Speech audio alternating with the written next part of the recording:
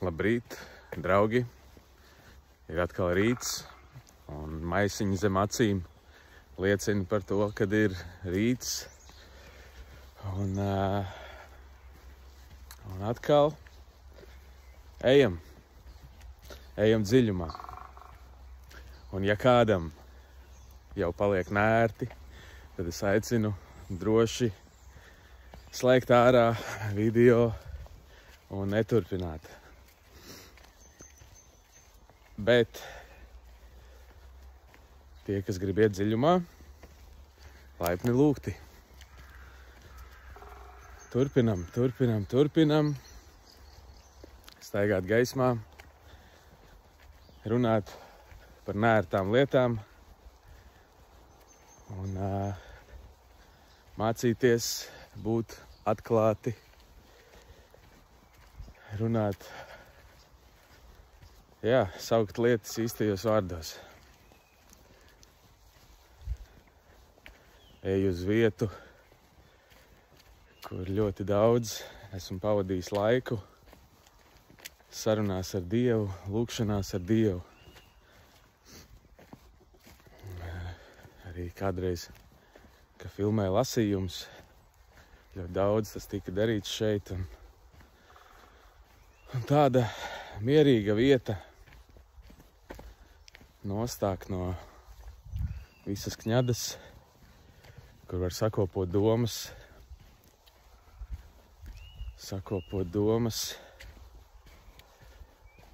un būt uz kādu laiku mierā.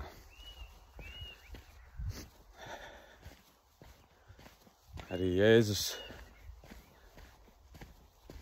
atrada laiku, kad nošķirties no cilvēkiem un no visām kalpošanām, lai dotos kalnā vai kaut kur nomaļā vietā un pavadīt laiku ar Tēvu. Jo svarīgi arī ir mācīties klausīties, nevis tikai runāt un sludināt. Un tas jau man ir diezgan grūti. Domāju, vispār cilvēkiem ir diezgan grūti klausīties. Ieklausīties, dzirdēt, gaidīt uz Dievu, būt pacietīgiem, lēnprātīgiem.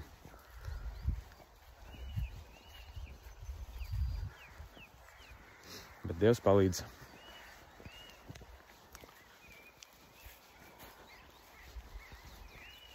Šodien ir bišķi dublis, jo lietas ir līs pa nakti. Bet jums jau tas netraucē.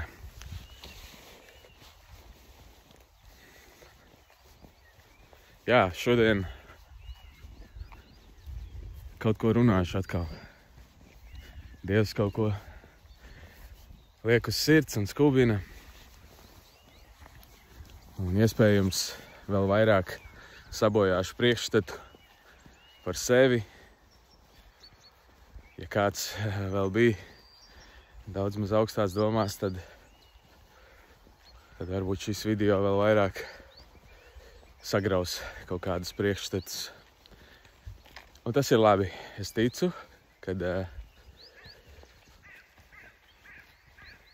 tas ir Dieva plāns nomest nost visu lieko, lai cilvēki neceltu debesīs cilvēkus, bet tikai skatītos uz Dievu.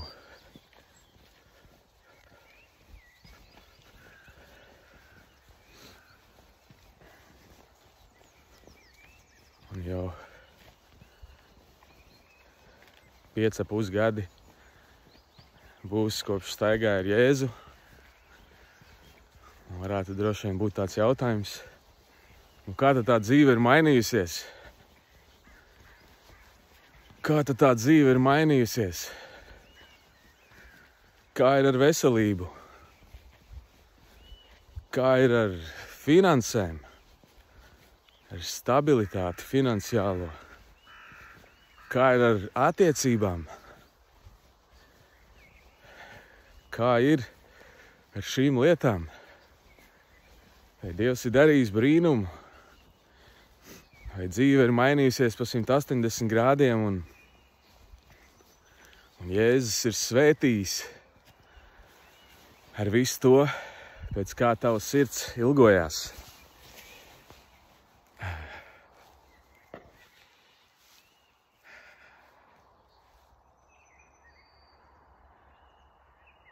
Šī atbilde nav tāda viennozīmīga. Dievs pavisam noteikti ir svētījis. Jā, te mēs esam. Te ir upīte. Te ir atklāts lauks un apkārt mežiņš. Vajadzētu ierīkot kādu soliņu. Nav kur apsēsties. Jā, Dievs ir svētījis un darbojies vareni. Bet šī ir tāda sezoniņa, laikam, tāda atzīšanās sezoniņa, vai kur, nezinu, nāk ārā viss kaut kas un gribās visu kaut ko izteikt un atdot, nest gaismā. Negribās tur tēlot baigi. Un tāpēc tiešām paņemiet to, kas jums der un atmetiet lieko. Atvainojos, ja kaut kas iet galīgi šķērsām.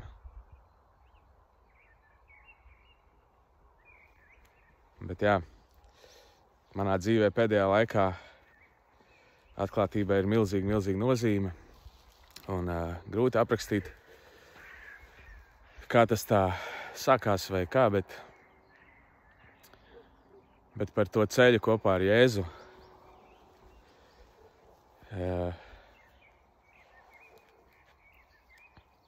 Es varu teikt, ka Dievs ir bijis labs un uzticams un klātesošs. Un ir bijuši ļoti daudz pieredzes un notikumu un piedzīvojumi un privilēģija piedalīties dažādos pasākumos, ceļojumos, viskaut kur. Dievs ir izvilcis no pilnīgiem dubļiem ārā un devis tik daudz draugus, tik daudz atvēris durvis uz dažādām lietām. Bet tas nav bijis pudercukurots ceļš. Un ja jau mēs lasām Bībeli, tad arī tam tādam nav jābūt. Galvenais ir tas, kad arī tajās ielējās mēs gūstam tās mācības, kas mums jāgūst, lai mūsu raksturi to prūdīti. Un ka mēs varam turpināt staigāt ar Dievu. Un laikam, kāpēc šobrīd tāda radikāla atklātība un kāpēc es runāju par šo visu, par ko es runāju, ir vienkārši tāpēc, kad ir alerģija pret liekulību, pret meliem.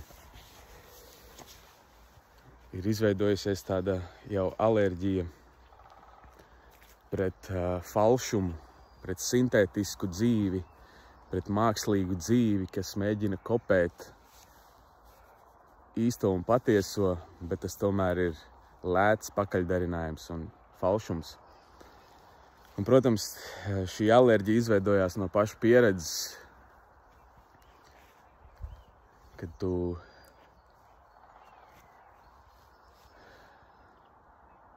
sāc atkal sekot cilvēkiem, kad tu sāc atkal cilvēku sludināto vārdu likt augstāk par to, ko Dievs saka savā vārdā, par to, ko Gars saka tevī pašā. Kā jau es tur iepriekš dalījos, tu sāc tur izdabāt un iziet uz kompromisiem ar cilvēkiem, pazaudēt to autentiskumu, to patieso sevi, kā Dievs tevi ir radījis sākotnēji. Tu sāc kopēt visu kaut ko. Un tas jau aiziet tik tālu,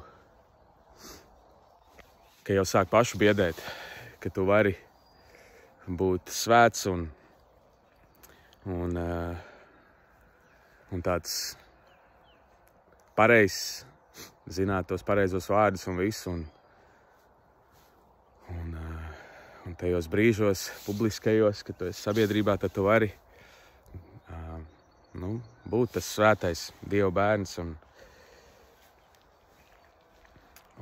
slavēt Dievu, spēlēt dziesmas viņam, lūgt par cilvēkiem un pēc sludināt vārdu, darīt daudzas lietas, labs darbs darīt.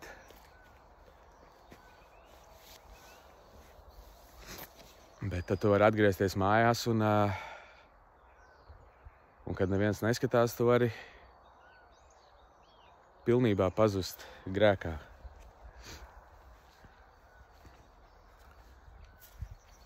Vai kaut kādās negācijās, skaudībā, visādās lietās.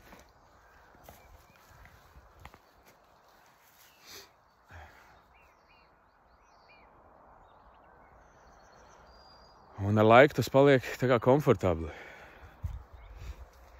Ar laiku tas ir ok, ka tu vari skatīties šad un tad pornogrāfiju un pēc tam doties uz baznīcu un sludināt par Dievu mīlestību. Es teicu, šis būs video, kurš varētu krietni pabojāt to priekšstatu, tā kā ja ir pa nērtu, pa traku, tad droši slēdzam ārā un dodamies savos ceļos, kur mums katram jādodās. Bet šis ir vairāk par to, ko es pats gribu atdot Dievam. Tas pat nav tiešām, lai atvainotos, jo Dievs man ir piedevis, bet es gribu dalīties, piedzīvojot viņa mīlestību. Es gribu dalīties. Es gribu izgaismot visu šo ego mehānismu. Caur sevi. Nevis tikai kā tādu morāles mācību, ko darīt ir labi vai slikti, bet reku ir viens, kas, ir mēlis, liekuļo. Un staigā bieži divām sejām. Lai Dievs izgaismo šo visu. Jēzus teica, veseliem ārsta nevajag, bet slimiem. Tam, kurš ir vesels un kurš domā, ka viņš ir vesels, visu cieņu. Staigā tālāk, dara savas lietas un pat nepievērs uzmanību šiem dīvainajiem, jocīgiem cilvēkiem, kam ir kaut kādas atkarības un kas ir vāji un nevar vienkārši saņemties, nevar vienkārši sevi nodisciplinēt vai saņemt sevi rokās. Viss ir kārtībā. Mēs nevaram iekāpt otra kurpēs, katram ir savu pieredzi un katrs mācās caur to un interpretē caur savu pieredzi. Bet jā, liekulība, visas šīs lietas, reliģiskums, ka tu vienkārši jau ej tādā konvejerī. Tad, kad es piedzīvoju Dievu, kā es gribēju dalīties ar Dievu mīlestību, cik naivs es biju, cik ļoti es cilvēkiem gribēju stāstīt par Dievu, par to, cik ļoti viņš jūs mīl un cik mūs visus mīl. Bet ar laiku tu paliec tāds glums un slīpēts un ielaid visādus starpniekus starp sevi un Dievu un pazaudē konektu.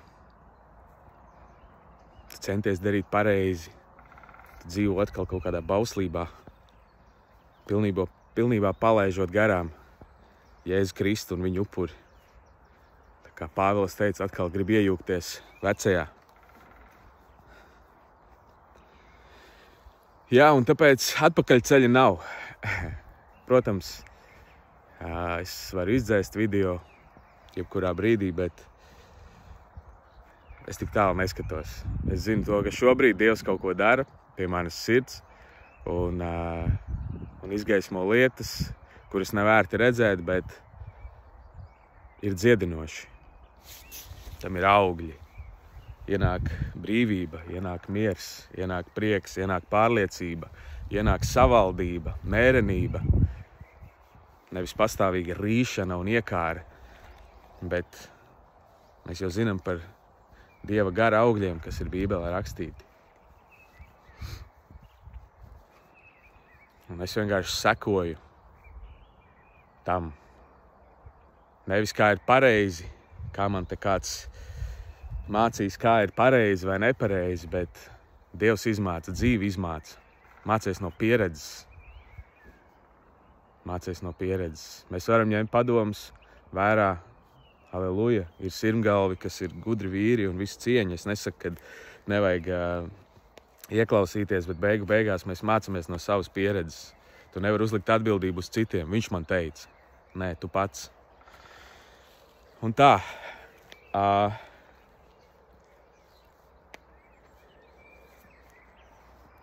Un atgriežoties pie tā sākotnējā jautājuma par visām tām svētībām, kā mana dzīve ir mainījusies, ārīgi,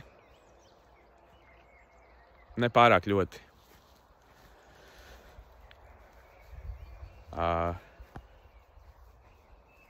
Man ir 36 gadi. Es šobrīd dzīvoju ar mammu un brāli, jaunāko. Bum, šoks, ne? Tāds apkaunojums vīrietim. Bet, šī ir lieta, par ko es esmu daudz cīnījies ar Dievu, daudz mēģinājis forsēt dzīvi un lietas, un nekur tālāk neesmu ticis, kā tikai pie lielākām veselības problēmām.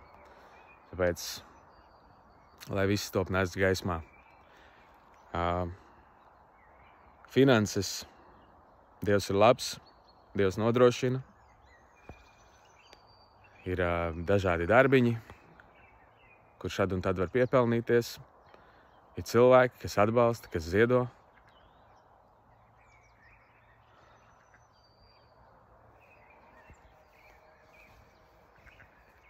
Ir tik, cik lai pietiktu. Un vēl kādreiz kādu svētītu. Bet miljonos nepeldos. Veselība. Aleluja.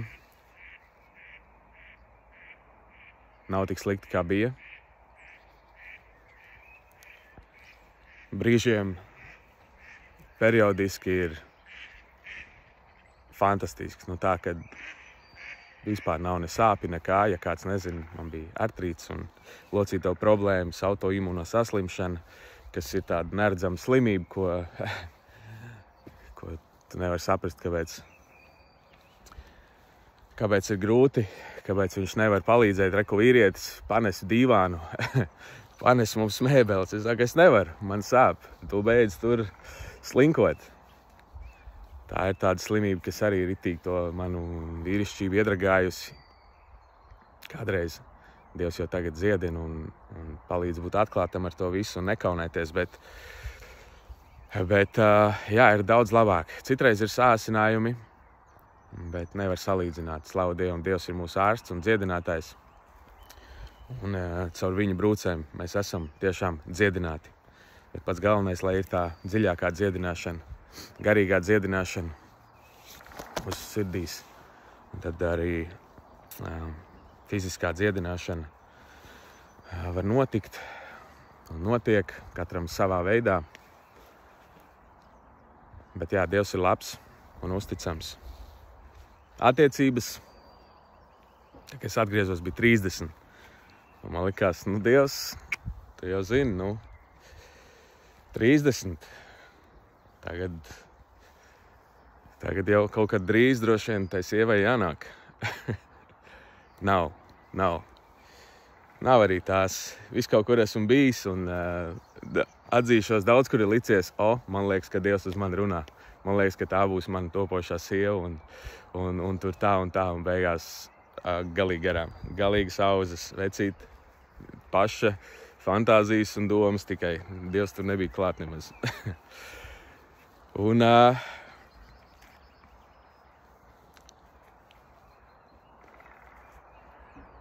Un tā. Rītīgi viegli runāt par šito, ne? Bet lai notiek, viss gods un slava Dievam, lai viņš mazgā un šķīsta un lai visa patiesība nāk gaismā, lai, kā saka, visi mēsli projām un dzīvojam no šīs dienas, nezūdoties par rītdienu.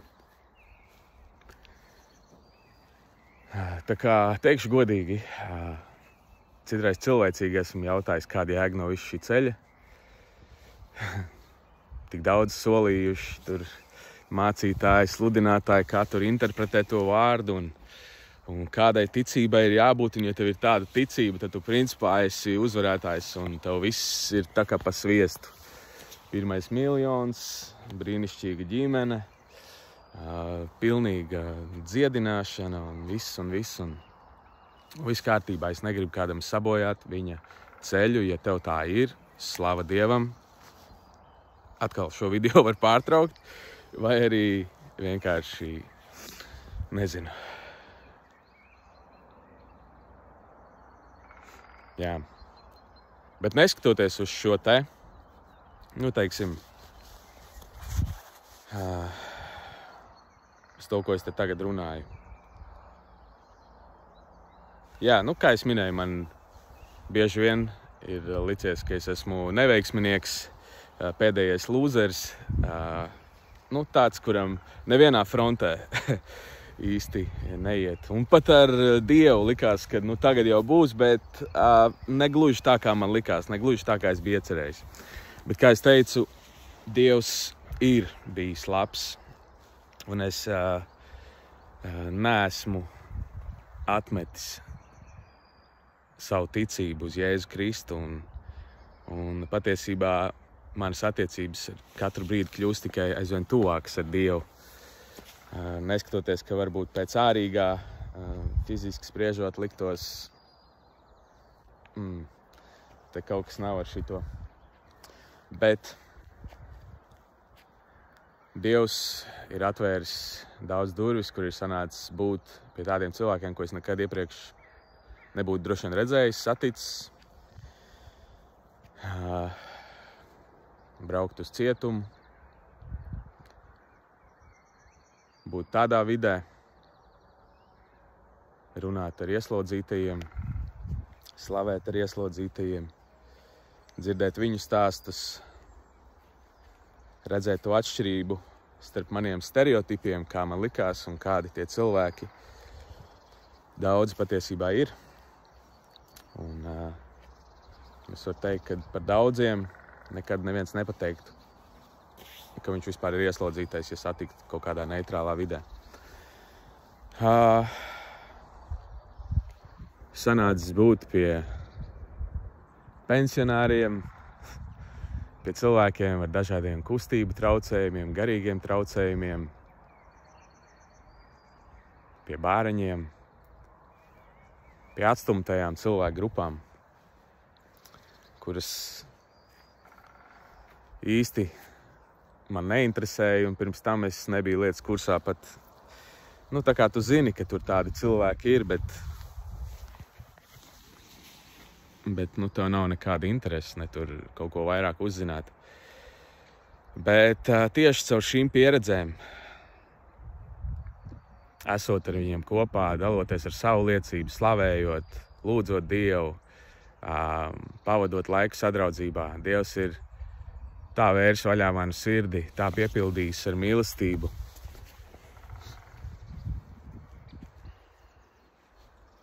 Parādījis pārdabisku mīlestību, kas manī pašā man nelikās, ka var būt vispār. Un es ticu, ka daudz šie cilvēki ar kaut kādām nepilnībām, traucējumiem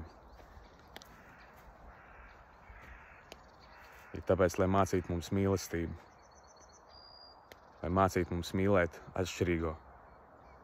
Ja reiz tu esi vesels un stiprs un gudrs, tad ej un palīdzi tam, kuram iet grūtāk.